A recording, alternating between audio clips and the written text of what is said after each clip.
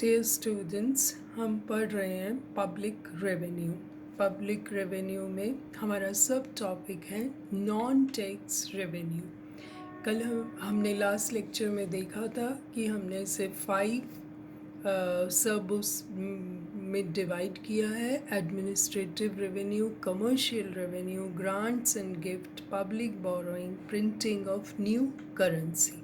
Administrative revenue के में हम इंक्लूड करते हैं फीस को, लाइसेंस फ़ी को, स्पेशल असेसमेंट को, फाइन एंड पेनल्टी को, और नेक्स्ट हम लेते हैं commercial revenue and income from public domain.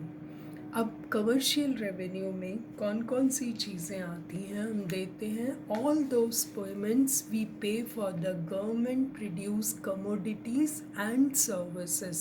Commercial revenue की कैटेगरी में जितनी भी सर्विसेज गवर्नमेंट प्रोवाइड करती है या कि गुड्स प्रोवाइड करती है, हम उसे कमर्शियल रेवेन्यू की कैटेगरी में डालते हैं। It includes payment for postage, tolls, interest on funds borrowed from government credit corporations, prices for liquor in government stores, surplus war materials, electricity distributed by publicly owned utilities.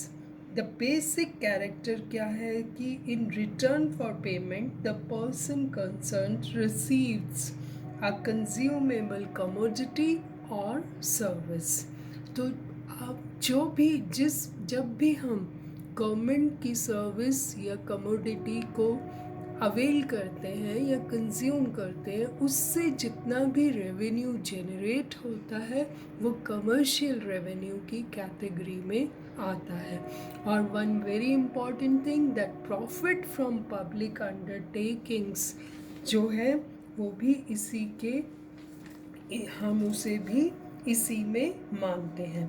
Profit from public undertakings run on a monopoly basis also can be included in the category of commercial revenue.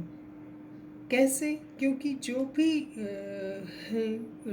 Run करती है governments, जो factories run करती है या कोई भी public enterprises run करती है, तो वो उन सब से जो भी प्रॉफिट होता है वो भी एक फॉर्म है रेवेन्यू का, तो it is also included in the commercial revenue. हम उसे पब्लिक सेक्टर यूनिट्स कहते हैं।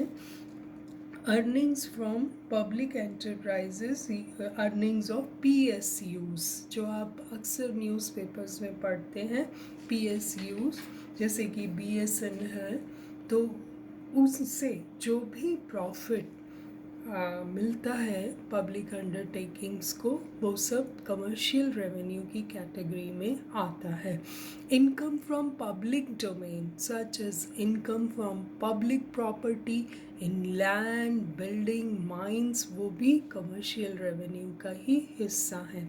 गवर्नमेंट के पास बहुत सी पब्लिक प्रॉपर्टी होती है जो उन्होंने रेंट पर भी दी होती है, माइंस होती हैं, उन सब की इनकम को भी हम कमर्शियल रेवेन्यू में इंक्लूड करते हैं।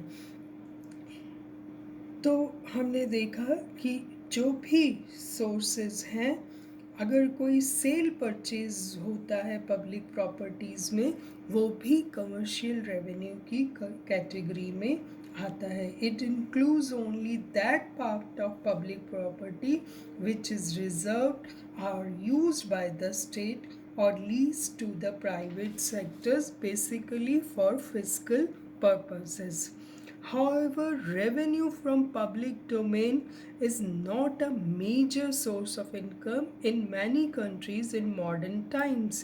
The income from this source is steadily tending to decrease. As you all know, privatisation हो रहा है, पब्लिक से अंडरटेकिंग्स जो हैं वो धीरे धीरे डिक्रीज़ हो रही हैं, तो उसकी वजह से कमर्शियल रेवेन्यू जो है वो दिन ब दिन घटता जा रहा है। तो गवर्नमेंट प्राइवेटाइजेशन की वजह से गवर्नमेंट का इंटरफेरेंस या गवर्नमेंट का प्रोडक्शन भी घटता जा रहा है। इस वजह से इस जो पार्ट है रेवेन्यू का, it is also decreasing. Next हम देखते हैं ग्रांट्स एंड गिफ्ट्स। क्या होती हैं grants and gifts? Gifts are the voluntary contribution from private individual or non-governmental organization to government funds for specific purpose, such as relief fund or defense fund during a war or an emergency. ये जो बाहर से पैसा आता है वो non government organisations भी देती हैं फॉर स्पेसिफिक पर्पस। किसी न किसी कारण से बाहर से जो पैसा आता है उसे हम ग्रांट्स एंड गिफ्ट्स में इंक्लूड करते हैं।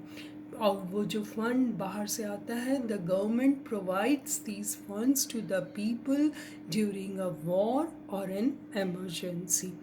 In a federal, the central government provides grants to the state. Sometimes हम सुनते हैं कि आज इस वाली स्टेट में कोई इमरजेंसी है या कोई क्लैमिटी हो गई है या बाढ़ आ गई है या कोई और कारण से स्टेट को भी सेंट्रल गवर्नमेंट ग्रांट्स देती रहती हैं फॉर स्पेसिफिक रीजंस। और फॉरेन कंट्रीज से जो ग्रांट्स आती हैं, IMF, world bank also provide economic aids at the time of crisis. उसे हम grants and gifts में ही include करते हैं।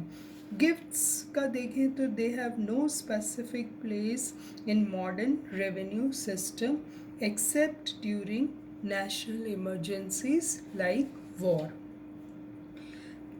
Grants जो हैं, it is a method by which one government provides financial assistance to another.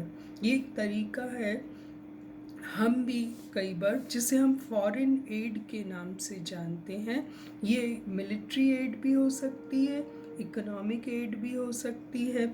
Many advanced countries and international funding agencies like World Bank, IMF gives grants in aid to the developing and poor countries for economic development programs. तो grants और gift जो हैं वो temporary हैं, not always, बहुत ज़्यादा उनका contribution नहीं रहता। It is only on due to some calamities, और जो फॉरेन एड आती है बहुत free, it is not a frequent source of income for the government.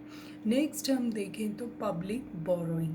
The modern governments raise revenue by public loans to meet their expenditure.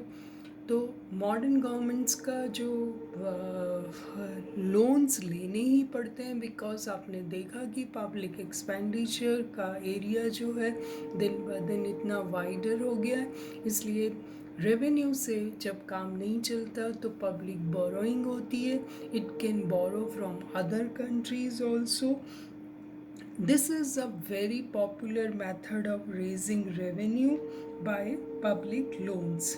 जैसे कि same way जैसे कि business firms या individuals they borrow in anticipation of other revenues, the government also borrows. The government can borrow loans within the country or from the outside source. The government can borrow from individual institutions, banks, from outside sources. It can borrow for international lending institutions. As I told you earlier also, कि state governments never raise money or funds from the external sources. They do not have the power to do so.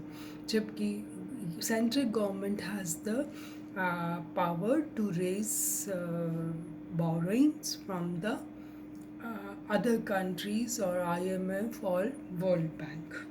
So this way public borrowing भी revenue का एक source है. Then next is printing of new currency.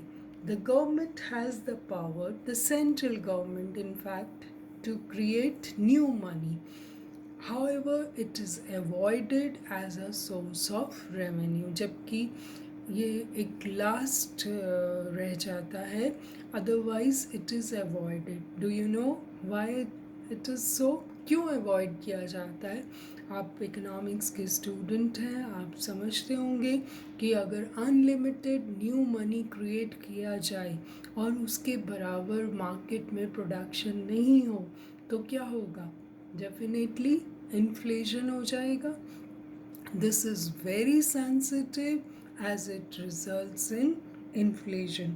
Government may resort to printing of paper money as a means of paying their bills, but government have no doubt it has the power to create money.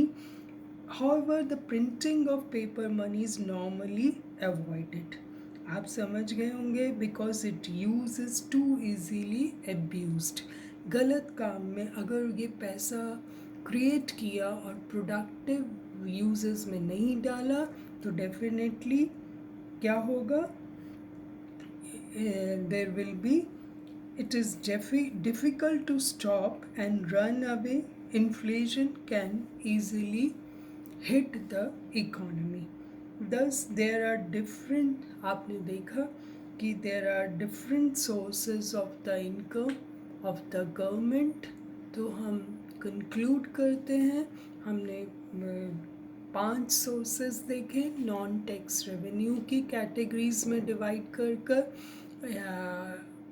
Each source has its own importance, no doubt, लेकिन हम ये भी जानें कि tax revenue constitute the major source of income for the government in modern times. तो no doubt ये भी important है, लेकिन जो अगर हम मॉडर्न गवर्नमेंट का देखें तो very tax revenue constitute the major source in modern times. आप इसे अच्छे से समझें और रिवाइज करें और कंक्लूजन खुद ड्रॉ करें, that will be much better. Will continue in next lecture. Thank you so much.